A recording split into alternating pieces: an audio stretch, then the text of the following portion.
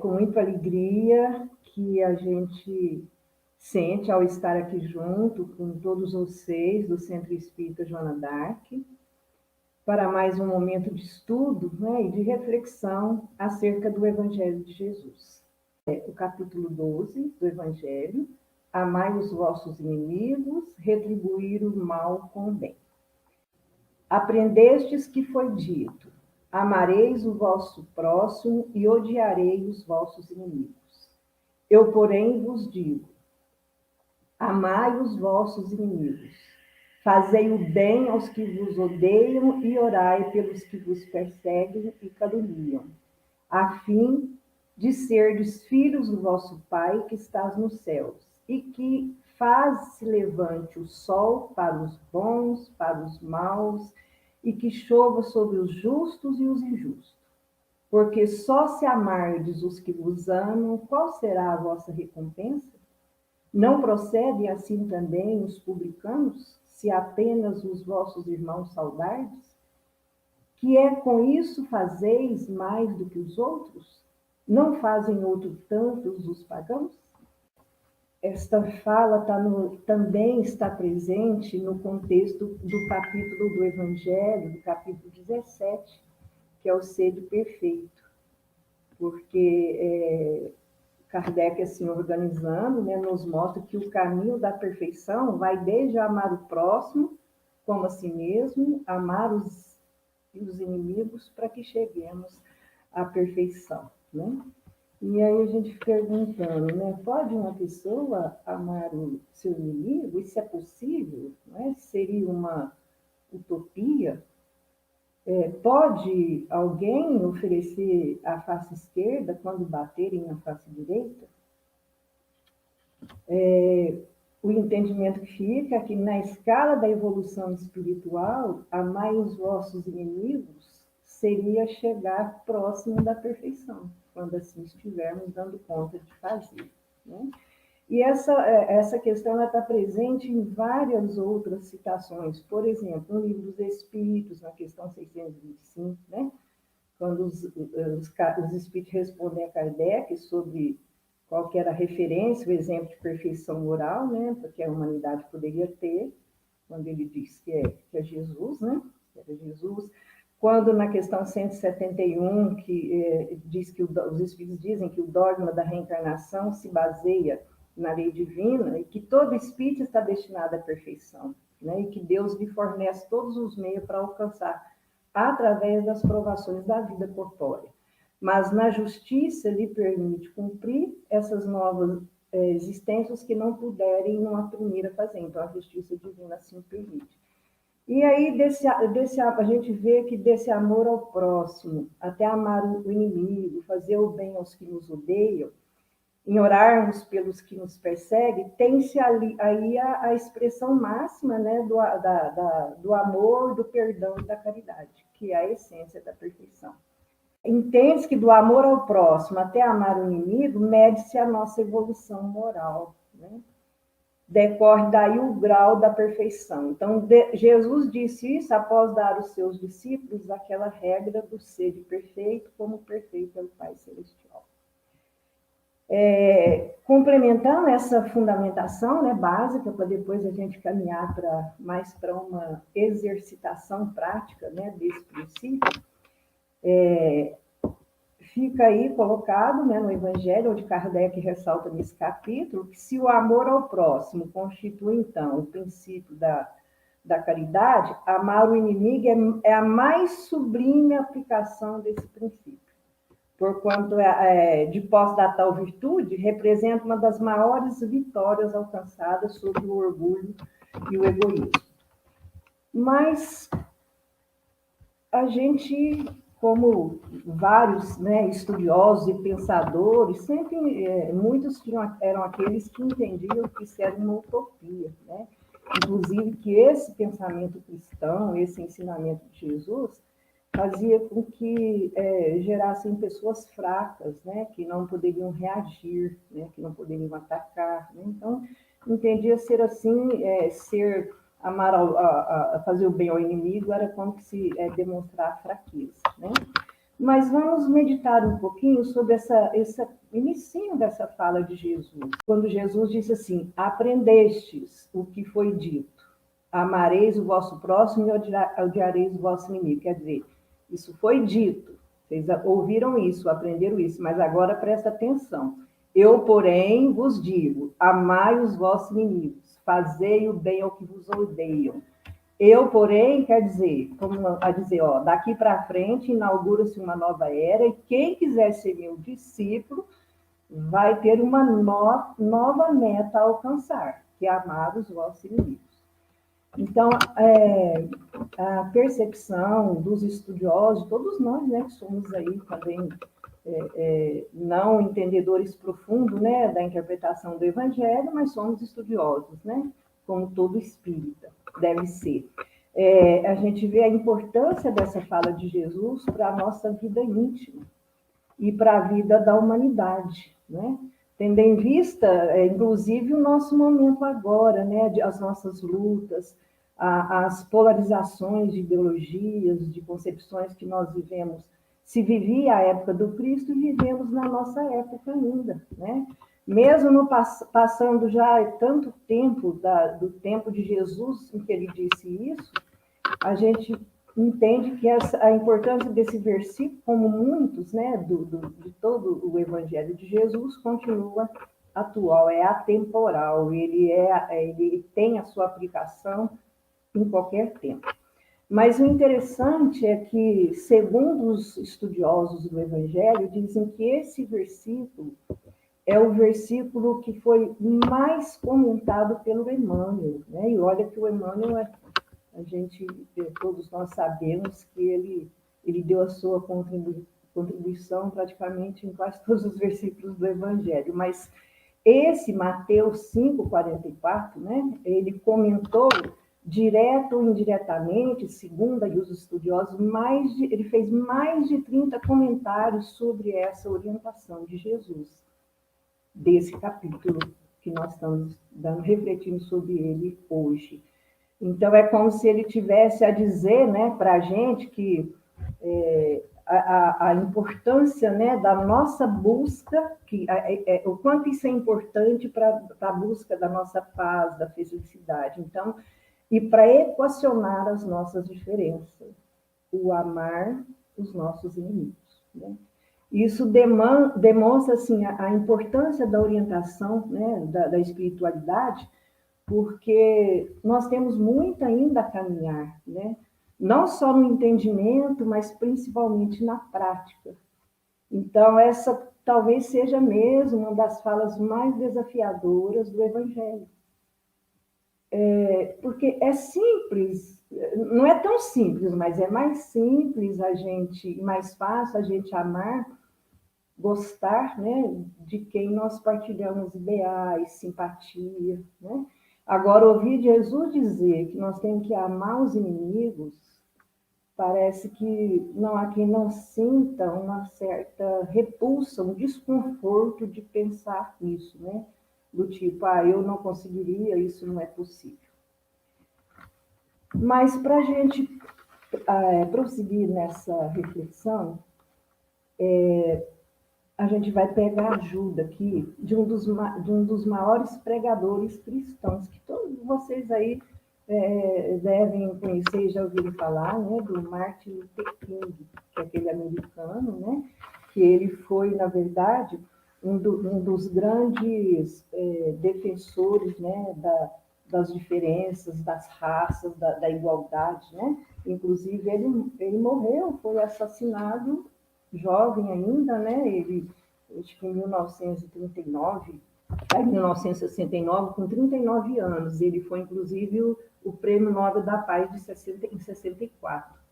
Ele fez esse discurso, então ele realmente é uma figura, né, uma personalidade do século em que ele viveu. Então, por que seria interessante a gente estar buscando algumas questões? Porque ele proferiu um sermão em 64, justamente com esse título, do amai os vossos inimigos e retribuir o mal com o bem. não é?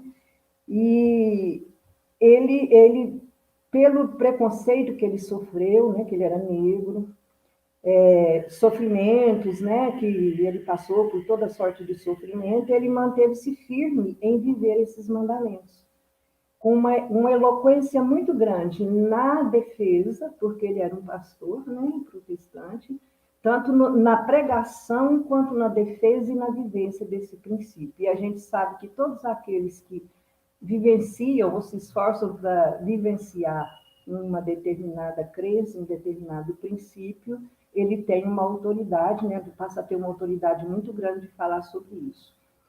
Então, qual que era a defesa dele? De que isso não era uma utopia, né? Que ele não tinha encontrado ainda nenhuma aplicação prática em nosso mundo, né? Marcada aí pela maldade, pelo egoísmo, pelo orgulho, que gerasse tantas, porque todas elas geravam dores, né, no processo das relações. Ele era um dos que entendia que isso não era idealismo, né? Porque, inclusive, quem fugia desse caminho, né, as nações, os líderes e todas as pessoas não obtiveram sucesso até então, porque esse caminho que se estava trilhando, estamos trilhando até agora, não mudou muito o caminho do ódio e da agressividade. Então, ele afirmava que, ao contrário, a orientação de Jesus não era utópica, mas era o caminho necessário, pois sabia ele, pela prática de vida, que não havia outro caminho para a pacificação, para que esse reino de paz e de fraternidade que todos nós aguardamos, todas as raças, todas as nações, né, toda a humanidade, ela, se não seguir não passar por esse exercício, por essa orientação de amar o nosso inimigo, não conseguiríamos quebrar esse círculo vicioso, né? Então, a gente busca em Jesus, é claro, que é a autoridade máxima dessa questão, mas também em algumas questões em que ele diz da vida prática, do que significa amar esse inimigo, né? Porque qual é o nosso maior desafio? É a gente aproximar a nossa fala, a nossa crença da nossa prática. Então, é uma necessidade da gente ter as estratégias, as condições de vivenciar isso. E, mais do que nunca, se faz necessário esse exercitar, né, vivenciar o amar o inimigo. Não quer dizer que seja fácil, até porque Jesus não prometeu facilidade, né? Mas ele disse uma coisa, Jesus disse que se quem caminhasse com ele no esforço e na perseverança, embora com as lutas do caminho, né, seriam recompensados. E o caminho seria mais leve, né? Bom, o que seria importante, então, a gente estar conversando agora, refletindo agora? Nós que caminhamos aí, né, nós que somos cristãos, né, que abraçamos essa causa, né, essa crença, né, mas continuamos ainda nesse círculo vicioso de reencarnações e reencarnações, ainda em condições de vamos dizer assim, um baixo teor espiritual. Então, não cabe mais a gente ser meio cristão, né? Por quê? A gente precisa dar mais dois passos onde a gente estava dando só um. Porque se não dermos aí mais passos na direção de esquecer um pouco de nós e pensar mais na coletividade, nos nossos deveres do dia a dia, fica difícil a gente mudar a nossa atitude, mudar a atitude do mundo. Ou seja, se continuarmos com um comportamento igual, o resultado vai ser igual. E nós já temos essa crença de que essa orientação do Cristo não é utópica. Quer dizer, se naquele tempo se era uma necessidade diante de tantas injustiças, agora mais do que nunca se faz necessário o exercitar na prática o amar os vossos inimigos. porque nós estamos num mundo muito mais marcado atualmente pela polarização das ideias, não é? Nós estamos num momento em que ou você está de um extremo ou do outro. Não existe um meio caminho para diálogo aberto. E se não existe caminho para um diálogo mais aberto, é difícil haver consenso e progresso, né? E também por esse mundo ainda marcado pela agressão, pelo ódio, né? E agora, mais ainda, marcado muitas vezes pela alimentação desses sentimentos com a conectividade que nós temos alcançado hoje através dessas redes, né, sociais e pela tecnologia, onde milhões de criaturas têm se associado, né, a energias deletérias do ódio, e não de energias benéficas da paz e da fraternidade, porque quem circula, né, por essas redes sociais e pela mídia em todos os canais, a gente percebe como o momento está muito difícil. Então, é preciso nós, que somos cristãos, né, aprender a lidar com isso e a escapar do contágio desse ódio, dessa agressividade, porque isso se faz ainda muito necessário. Após, assim, a gente trazer algumas, né, reflexões, as ideias que fundamentam, né, mais ou menos essa fala de Jesus, eu me proponho aqui agora que a gente passe um pouquinho assim para estar conversando sobre, apesar de ser difícil a gente conversar sozinho, né, um monólogo, mas eu sinto como se pudesse estar dialogando com vocês em pensamento. Como que nós podemos entender e praticar essa orientação de Jesus? Ou seja, como amar os inimigos? Ou a gente acha que é utopia, né? Então, eu tenho aqui duas contribuições. Uma, a do Evangelho, né, que está colocada já, e a gente sabe, ela, na verdade, a gente sabe ela de cor e salteado, né? Mas nós vamos pegar aqui a contribuição de algumas características, os atributos essenciais para se vivenciar esse ensinamento de Jesus, que esse Martin Luther King pontuou no seu discurso, e depois tem alguns exercícios, né, algumas reflexões práticas, que eu também, em 2017, eu me lembro de participar de um evento com um psicólogo, como psiquiatra, e ele colocou algumas questões interessantíssimas, e eu, revendo essas questões, eu vi o quanto era oportuno para o momento, mas também trazer isso para a gente estar dialogando, né? A gente conversa aqui, depois cada um vai para casa e faça aí o que quiser desse material, né? Pensa, raciocina sobre ele, ou se achar importante, repensa, avança mais, né, nessa questão, ou descarta, né, se não trouxer nenhuma contribuição. Bom, o Martin Luther King, ele diz o seguinte, ele fala de 3 atributos essenciais para esse mandamento, e a gente vai ver que é a fala de Jesus, né? Que a gente, para vivenciar esse ensinamento, amai os vossos inimigos, temos que desenvolver em nós a capacidade de perdoar. Ele diz que ele está aqui transcrevendo a fala de Jesus, né? Sem perdão, não tem como atender essa orientação de Jesus. Sem perdão, não tem como atender essa orientação. E esse perdão, assim como o amor, né? Vamos estar conversando sobre o que é amar o inimigo, né? Esse perdão mal compreendido, ele tomado como uma simples frase, né? Eu perdoo, nunca vou esquecer, não é essa a ideia do perdão, né?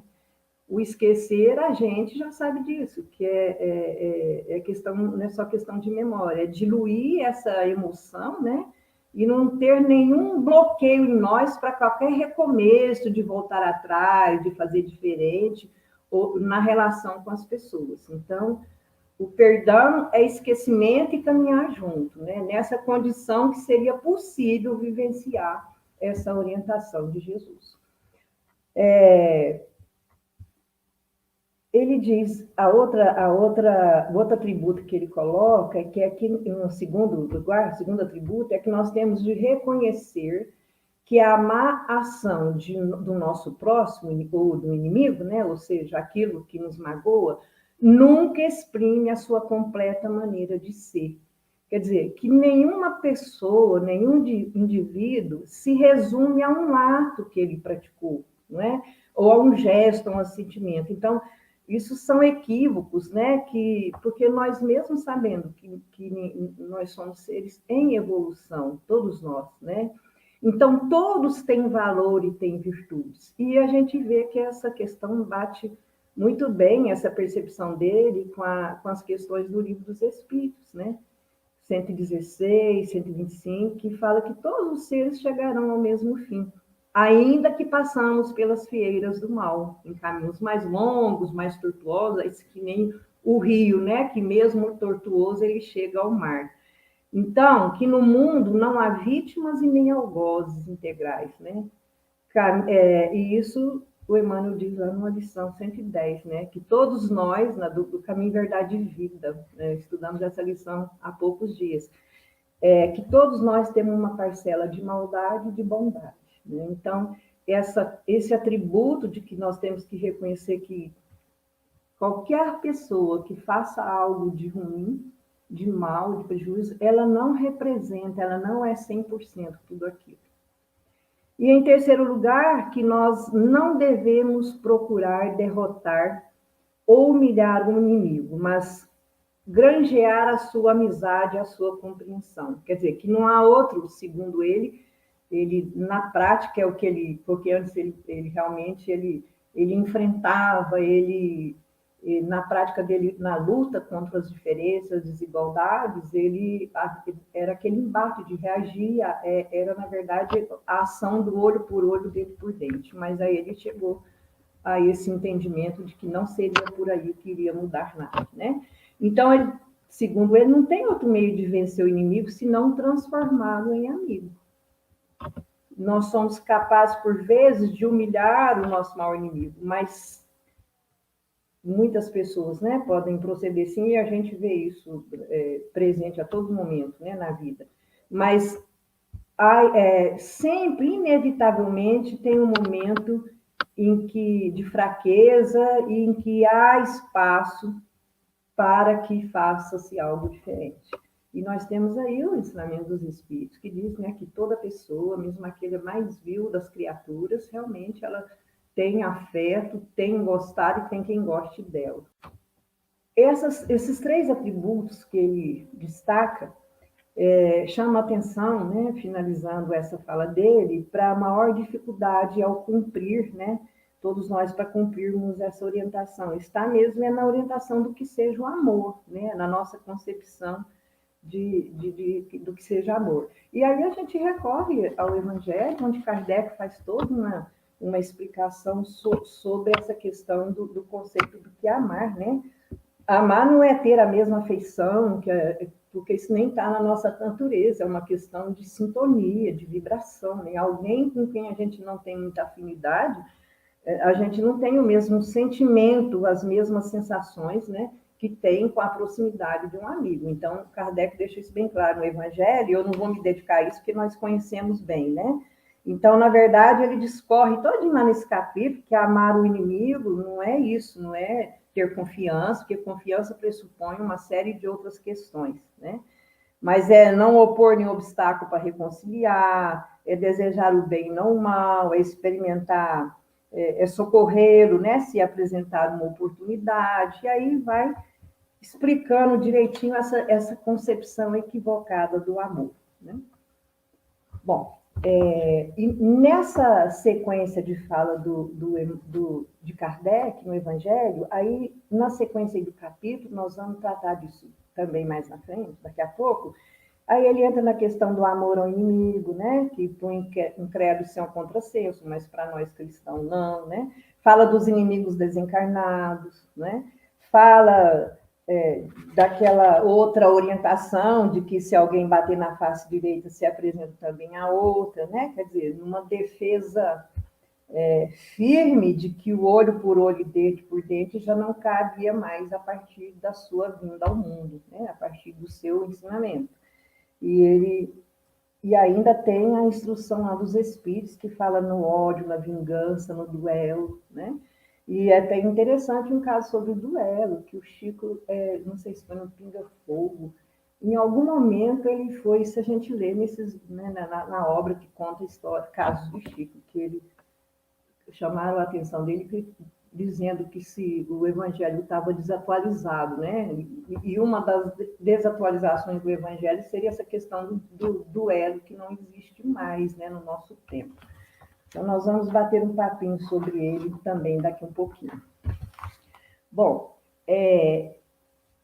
agora, como é que o Martin Luther King ele apresentava a prática, né? Como é que é possível, né, colocar essa teoria de amar o inimigo na prática da nossa vida? Aí ele diz assim, nesse discurso dele, por que devemos amar os nossos inimigos? Aí ele diz que a resposta é óbvia, né? Porque retribuir o ódio com ódio multiplica o ódio e aumenta a escuridão de uma noite que já é sem estrela, ou seja, com todo ainda o caminhar que nós temos rumo à evolução, já que o modelo referencial para nós é Jesus, se a gente for retribuir ódio, mal com mal, vai escurecer mais as noites das nossas vibrações de baixo, né, de baixa sintonia com as esferas mais inferiores ainda da humanidade. Um outro motivo é porque nós devemos amar os nossos inimigos, porque as cicatrizes que o ódio deixa, quando nós então odiamos, exercitamos o ódio, ele deixa deformação nas nossas almas e provoca, inclusive, alteração na nossa personalidade, né? Ele, claro que ele não estava dizendo aqui da obsessão, né, dos transtornos mentais em função, porque dentro da concepção dele, ele não estava aqui apontando a questão da reencarnação, né, da influência dos espíritos, né, na nossa vida, mas ele, dentro do entendimento dele, é que não tinha como o ódio é prejudicial, principalmente a pessoa que ama. Nós estamos aí, a própria sociedade científica já está provando isso, né? Já está dizendo que realmente sentimentos de rancor, de ódio, causam danos ao nosso organismo físico, as emoções negativas causam também, né, doenças, e o contrário também causa vida saudável. E um terceiro motivo que nós devemos amar o inimigo é que o amor é a única força na prática da vida dele capaz de transformar um inimigo em amigo. Então, que nós nunca nos livraremos de um inimigo opondo ódio com ódio, né? Nós só conseguiremos isso libertando-nos das inimizades. E depois, finalizando, ele diz assim, ó, que não... ele apresentou essas questões, mas que não são só esses os supremos motivos para amar os nossos inimigos. E ele fala uma coisa muito bonita, que há uma outra razão muito mais profunda para explicar a necessidade de colocarmos em prática na nossa vida esse ensinamento do Cristo. Nós somos intimados a fazer isso, a amar o inimigo, porque ao fazermos isso está claramente expressado na palavra de Jesus. Amai os vossos inimigos e orai para os que vos perseguem, para que vos torneis filho do vosso Pai Celeste. Então, nós somos chamados para essa tarefa difícil, para essa incumbência difícil de amar o inimigo, com o fim de realizarmos, segundo ele, o nosso parentesco único com Deus. Porque só assim nós estaríamos realmente nos colocando como filho de Deus, ou seja, o parentesco de ser filho, né, do Criador. E ele ainda reafirmou, né, na época, que Jesus tem razão, porque os esqueletos das nações que não quiseram ouvir Jesus, né, esse ensinamento, enchem a história, quer dizer, esqueletos são mortos, né? E que nesse século XX, né, que era o século dele, ele faz a conclama para que neste século possamos escutar e seguir as suas palavras antes que seja tarde demais. Isso é em 1964. Possamos nós também compreender que nunca seremos verdadeiros filhos do nosso Pai do céu sem que amemos os nossos inimigos e oremos pelos que nos pertencem. Bom, é muito interessante essa fala dele, porque, na verdade, ele é alguém, né, era um ser humano que falava com autoridade, porque na sua defesa, na sua luta contra as injustiças, né, a questão do racismo, ele, como outros, né, que nós já vimos aí, conseguiram colocar isso na prática. E aí a gente fica pensando assim, nossa, e aí? E nós? Tem algumas questões aqui para a gente estar discutindo aqui de uma forma mais do ponto de vista prático. Na verdade, quem são esses inimigos, né, na atualidade? Como é que seria a gente lidar com essas questões? Em 2017, quando eu disse para vocês que eu participei de um evento com um psiquiatra, o nome dele era Dr. João Lourenço, e ele foi um debate que teve na TV Mundo Maior, o programa se chamava Novamente. E lá ele fez algumas colocações e algumas propostas da vida prática que, na época, achei muito interessante e que acho que agora tem tudo a ver com o momento. A proposta dele, ao estudar o Evangelho, naquele momento, em vários programas sequenciados, era a partir de uma proposta em que o Evangelho era a contribuição, era realmente o instrumento para o equilíbrio mental e espiritual. E o programa era da saúde mental e espiritual, né? Então, ele como outros estudiosos, né, colocam sempre para a gente que o Evangelho, do capítulo 1 ao 6, não vim destruir a lei, meu reino não é desse mundo, né? Há muitas moradas na casa do meu pai, até o Cristo Consolador, era de fundamentação. Tem todo o pensamento, né, do Cristo ali, todos os ensinamentos do Cristo, a base, né? Para que eu vou fazer isso? Então, nesses capítulos todos do Evangelho, Kardec reuniu ali os ensinos do Cristo e que eles nos falam das máximas morais do Cristo, né? Então, que o Evangelho estaria aí revisitando o cristianismo, que é trazendo os ensinos do Cristo da época, com a informação da reencarnação, que muda toda a ótica dessa compreensão. Então, ele colocou um termo interessante, que o Evangelho é um instrumento, é a pedra angular, é a base para a gente construir a nossa casa mental. Então, é a base da nossa saúde mental. E a física vem como consequência. E que os próximos capítulos seriam os instrumentos para que a gente pudesse construir essa casa mental, fazer as paredes, né? Quais são os próximos capítulos? São as bem-aventuranças, né? E aí são os pobres de espírito, capítulo, os que têm puro coração, os que são brandos pacíficos, os que são felizes, né? Os que são misericordiosos. Então, essa é a base da nossa harmonia espiritual.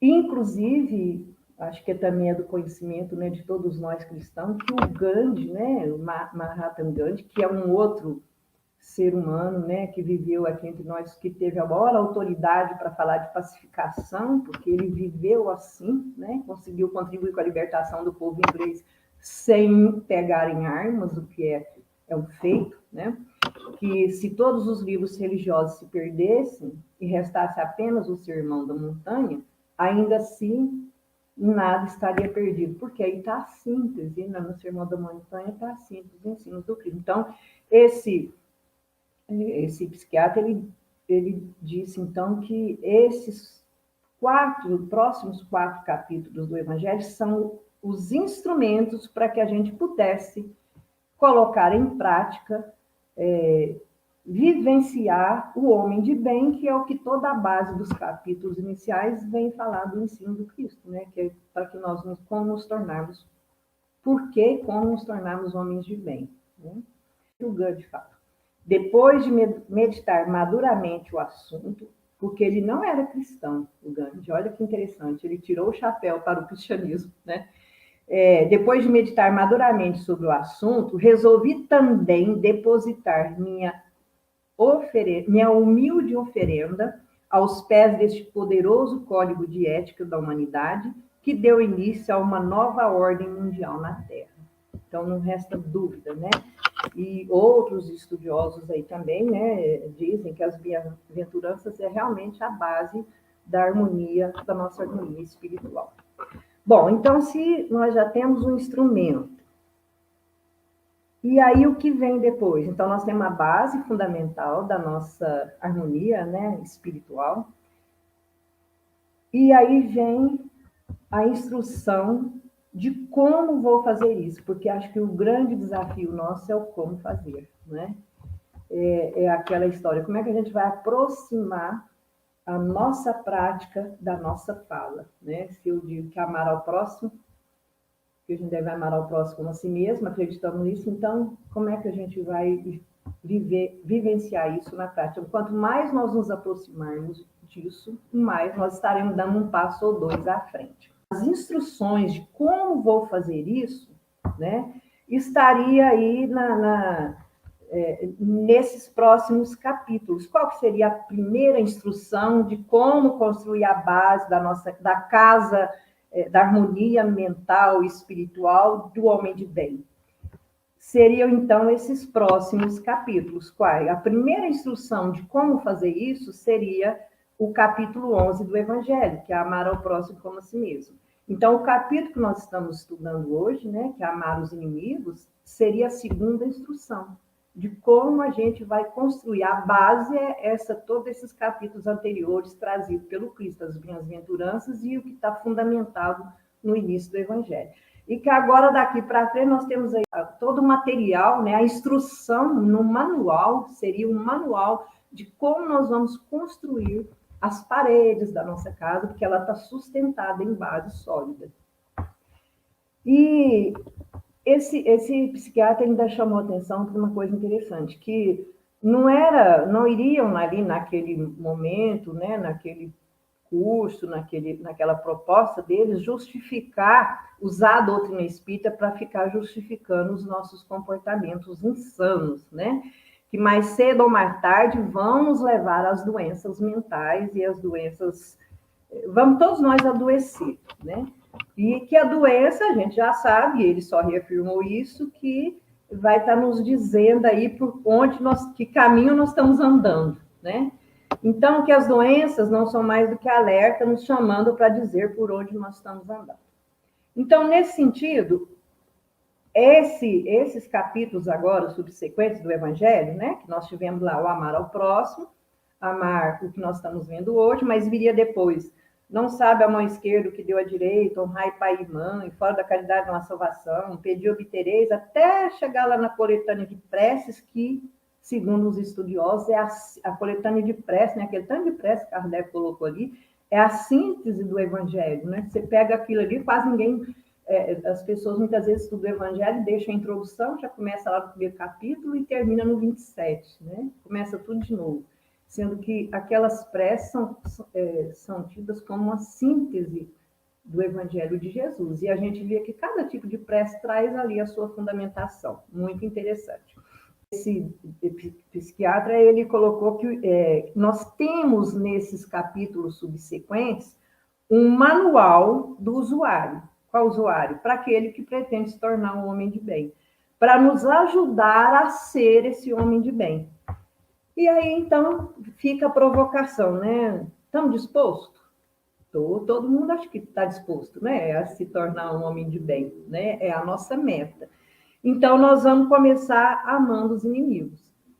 Mas por que amando os inimigos? Amar os amigos é mais fácil, não é? Muito mais fácil.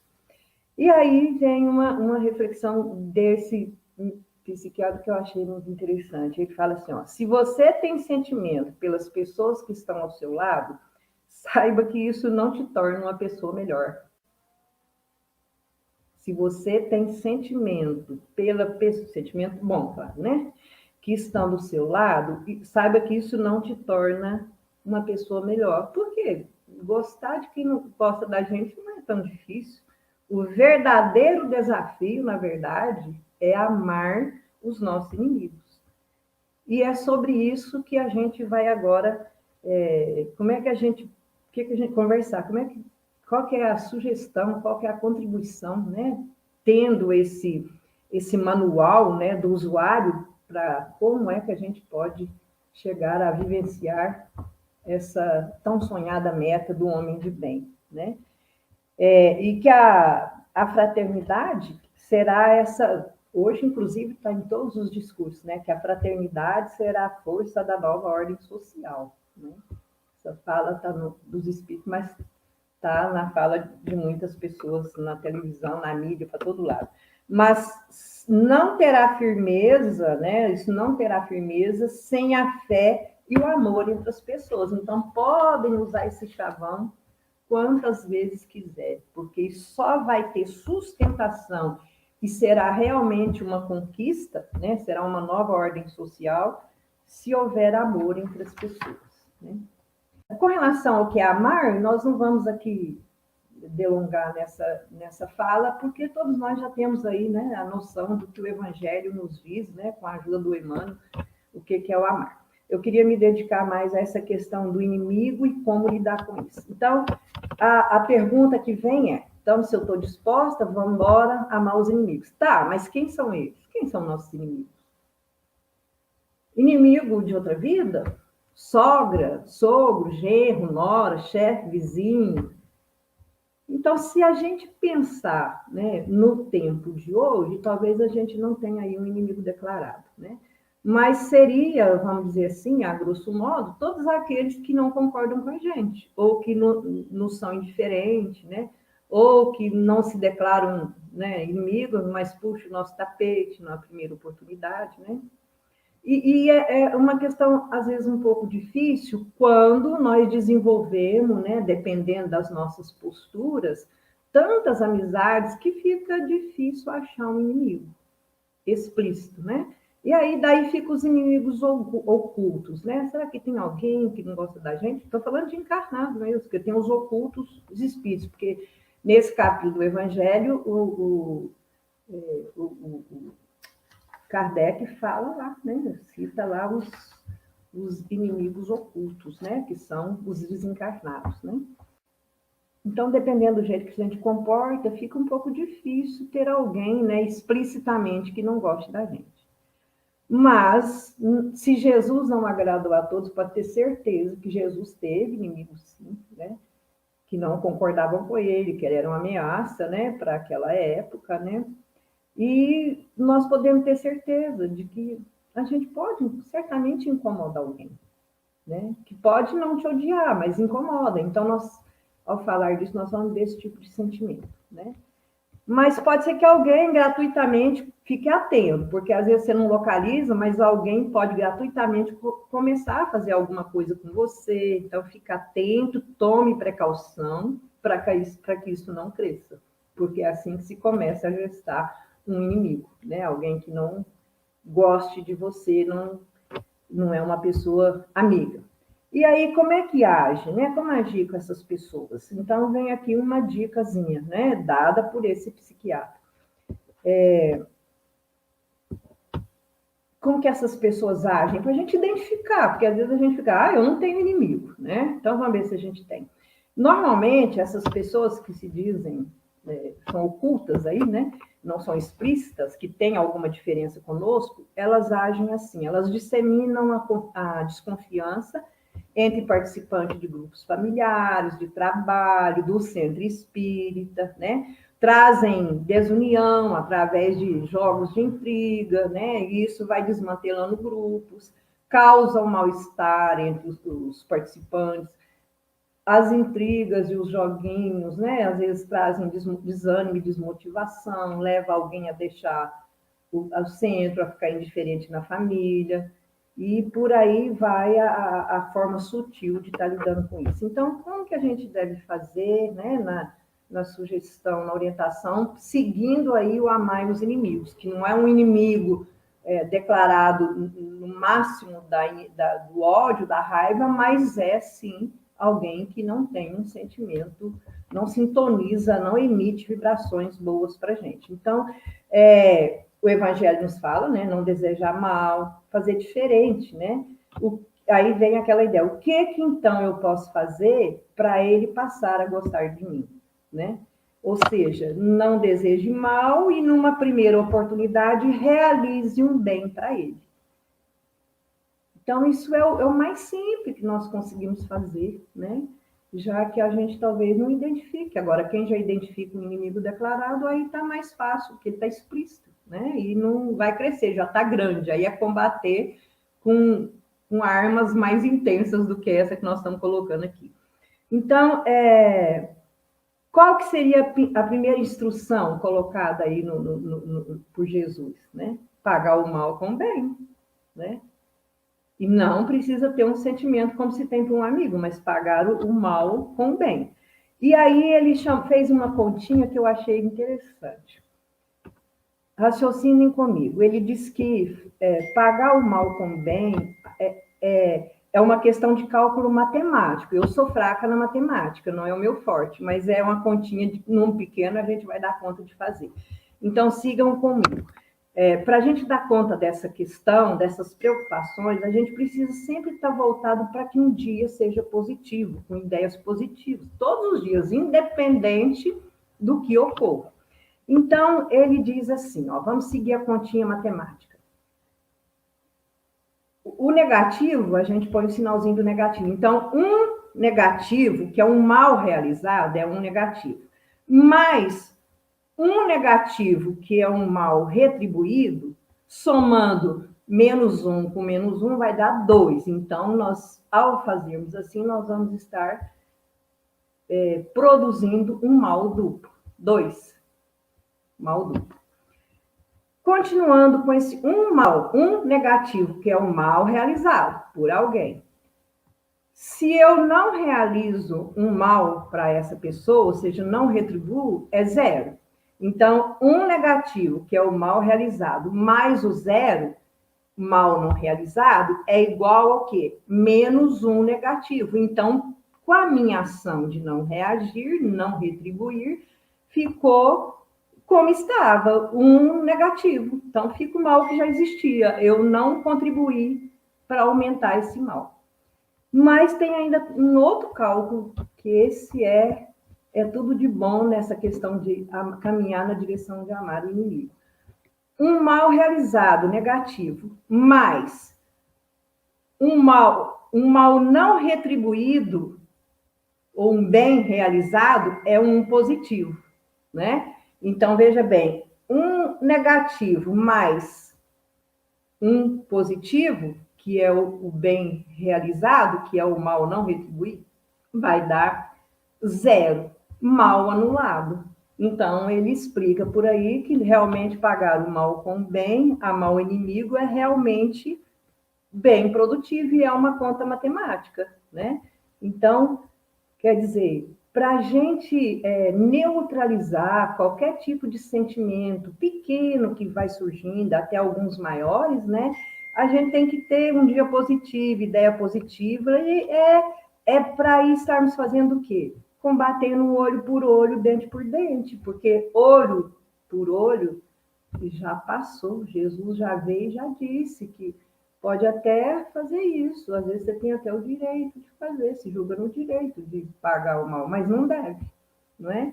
E que então, também Jesus disse, ó, a lei de Talião passou, você agora pode, mas não deve. O perdão, o que significa isso? Não retribuir o mal ou não realizar o mal para anular o mal. É o perdão nessa simplicidade de expressão é que vai quebrar esse ciclo de vingança, eu vingo, ele vinga, eu vingo, ele vinga, né? Então, o perdão, dentro de uma concepção tão simples, na prática ele funciona assim.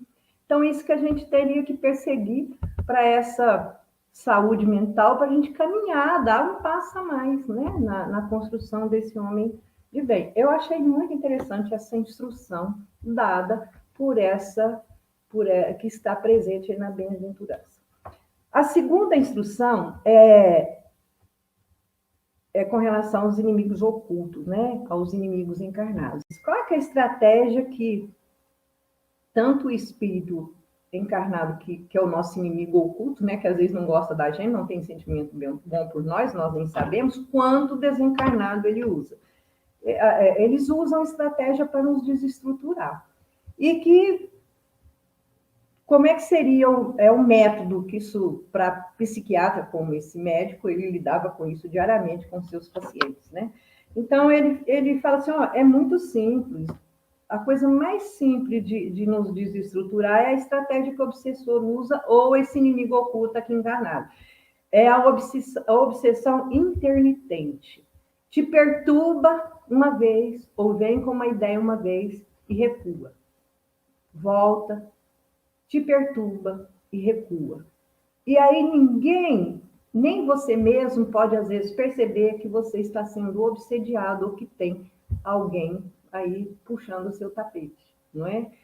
Pode até achar que numa hora dessas que vem, que ele age sobre você, né? Pode até achar que você é um bipolar, alguma coisa do gênero, mas não vai procurar ajuda porque não vai se identificar como alguém que esteja sobre essa influência desses inimigos ocultos, desencarnados ou os ocultos encarnados, né?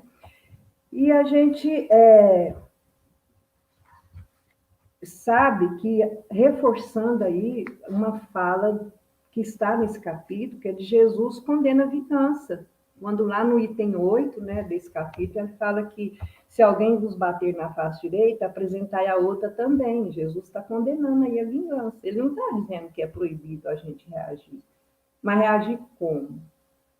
Até há quem brinque, né? Levar um tapa de lá e de cá pode ser até terapêutico, né? Pode fazer bem para uma atividade de fisioterapia, né? Terapêutica. Mas como é que, então, se a gente não deve se vingar, como é que a gente deveria se defender? Atacando também? Não. Aí vem a orientação da instrução que tem no nosso manual, né? Que é emitir boas energias, vigiar e orar, ficar esperto, né? Não entrar em conflito, não é? Porque se fizer isso e cair nessa, você vai o seu padrão vibratório, o seu estado vibratório vai deixar de se elevar. É nessa hora que, então, mesmo nesses acontecimentos, se esforçar para ficar na alegria, mesmo na tristeza, né? Olha como está o mundo hoje, né? Se a gente for ficar triste, nós vamos entrar em depressão e adoecer, né? Porque muitas vezes a raiva pode te pegar de surpresa, né? E aí, se você fica com raiva e permanece nela, aí começa todo esse ciclo, né, de reação. Então, que a gente tem formas da gente reagir. Como reagir? Se puder desfazer o mal-estar, né, contribua, mas se não, diz, olha, não gostei disso que aconteceu agora, né? Mas eu não vou conversar agora porque eu não estou bem, mas depois que passar eu volto e te procuro para a gente conversar. Porque é preciso lidar com essas questões, como os médicos dizem, né? Psicólogos, psiquiatras, que a gente não pode guardar, né? Essas coisas, mas também você não pode soltar isso de qualquer jeito, né? Porque nós temos a instrução lá do Evangelho, do nosso manual de nos transformar em homem de bem, que fala que não pode. E aí, esse psiquiatra, ele usou uma regrinha que é a minha área, né, que é o esporte, atividade física, né, que é tirada do judô, e eu achei, assim, sensacional. Que eles aprendiam, né, que quando iam lutar, né, nas lutas, judô, que a gente deve aproximar dos piores para pedir ajuda. aproximar dos piores lutadores lá para poder ajudar e aproximar dos bons para aprender. Então, que a gente exercite isso com as pessoas. Então, aquele que nos quer mal, tem qualquer sentimento contra nós, nós temos que nos aproximar para ajudar, não é? Nós temos que pedir ajuda e nos aproximar dos bons para nos ajudar, né? E aí vem a questão do perdão, né? Uma concepção de perdão, perdoar e compreender. O Martin Luther King disse isso lá, né? Naquela fala nossa, e Jesus também já diz isso, né? Perdoar e compreender e caminhar junto, né? E essa é a vacina para a gente, que é a vacina do amor. Essa é a vacina do amor, né? Então, a gente não pode deixar a raiva, por simples que seja, desenvolver, né? Então, essa é a vacina, né? Não revidar, não deixar crescer, congelar, né? Então, o perdão, né, segundo o Martin Luther King falou lá atrás, e Jesus também é terapêutico. Pessoas que, isso os médicos dizem hoje, comprovam isso na prática. Pessoas que não perdoam adoecem com mais facilidade. Né? Essa é uma questão certa, né, que ocorre. E a gente sabe que o que significa essa vacina, né? É a gente, no desequilíbrio, a gente ficar em vigilância, porque senão a gente baixa a guarda e aí tudo isso que está vindo em nossa direção chega até nós. E depois tirar isso, né? Devolver isso é muito difícil, né? E o equilíbrio e a harmonia é isso, é manter as boas vibrações, a saúde da nossa mente e o equilíbrio espiritual, é estar sempre, né, emitindo energias equilibradas e harmoniosas, né? Essa é a nossa defesa. E para finalizar, que eu não queria deixar de falar, é do duelo. Esse isolamento social, a pandemia, né, e tudo mais, tem nos causado, assim, muito... nos fez ficar muito tempo ligada às mídias, né, à internet, né? E aí, como é que encontra o equilíbrio, né, para a gente evitar o esgotamento, a exaustão, né, fisiológica, mental, né? Como é que seria uma postura de fraternidade, vibrações positivas nessas redes sociais, né? Porque não adianta a gente querer ser candidato a entrar no reino do céu, porque não é assim, né? Nós não somos candidatos fortes, né, para entrar no reino do céu, mas na verdade ele é que precisa estar dentro de nós e a nossa tarefa é desenvolver esse reino dos céus, não é? Para o nosso fortalecimento psíquico, né? Então, voltando àquela, para encerrar, aquela fala do Chico, quando procuraram o Chico, né, para dizer para ele que o evangelho estava desatualizado, né? Que não tinha, na verdade, mais duelo, então precisava equacionar isso. Diz que o Chico parou, pensou assim, daí falou: não, o duelo existe ainda. Ele não existe oficialmente, mas o duelo agora é mental, o duelo é de palavras. A gente vê isso muito bem no nosso contexto hoje, não é, gente? Duelo de palavras, que o duelo à época era para lavar a honra, né? A questão do olho por olho, dente por dente, isso não existe mais. Jesus veio e disse, existe, mas que a gente não deve fazer, não deve exercitar essa justiça. Então, o duelo, segundo o Chico, ele é mental, então o evangelho não está desatualizado. E qual que é a instrução que o evangelho nos passa, né? Jesus nos ensina? Que a gente precisa estar atento, exercitar aí todas essas questões que foram colocadas aqui. Porque o duelo das palavras, olha como é que a gente vê, como é que as coisas que estão sendo passadas, escritas na internet, para todo lado, gente, elas são definitivas. Tudo que cai na internet fica para sempre. Então, pensa bem o que a gente está jogando, né, para ficar para sempre, de vibrações e das consequências disso. O duelo de pensamento, de ideologias, de concepções.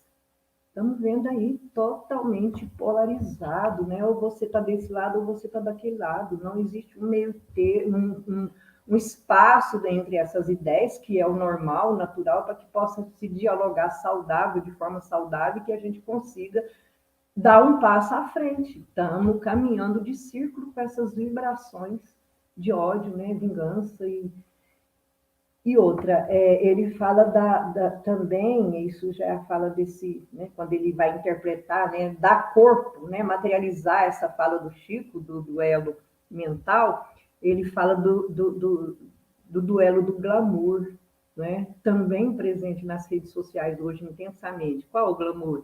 Quem bebe mais, quem é melhor, né? Quem é mais bonito, quem tem mais amigos, quem tem mais seguidores, não é? Quem é mais engraçado, né? E esse glamour todo, quem tem, né? E ainda ele fala do duelo muscular, que eu achei muito interessante. Lutas, né? Físico mesmo, brigas, né?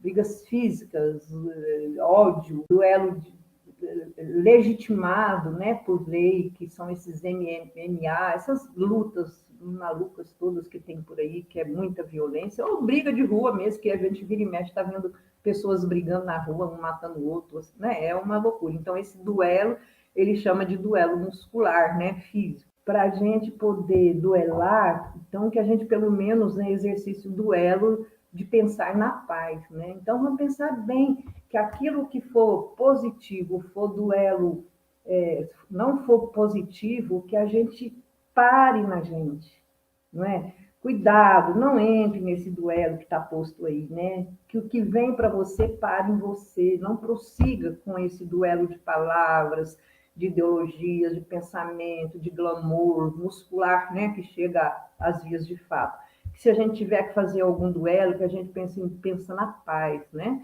Vamos duelar, vamos ver quem faz mais bem, quem faz mais caridade, quem tem pensamentos mais positivos, ideias grandiosas, né, voltadas para o próximo, o que esteja no manual, que é o Evangelho. É sobre isso que a gente quis refletir um pouquinho, né, para a gente pensar e acrescentar ou rever algumas questões que foram colocadas, mas que esse manual, essas instruções, na verdade, elas estão todas no Evangelho, né? Que a gente tem ali toda a base para a gente construir esse equilíbrio nosso, mental e espiritual. Temos as instruções, que são as bem-aventuranças de como a gente fazer, e tem ainda como é que nós podemos, né, no manual, como é que ele fala, que dispositivo que a gente tem que nos ajuda a se tornar um homem de bem. Então, fica aí as nossas reflexões, né? E desculpa passar aí um tempo, mas que a gente encerra e agradece de coração o convite por podermos estar aqui conversando, né, sobre o Evangelho, que é uma conversa que eu tenho certeza que agrada a todos nós que estamos juntos neste momento. Então, que a paz e a luz esteja sempre presente em nós. Muito obrigado.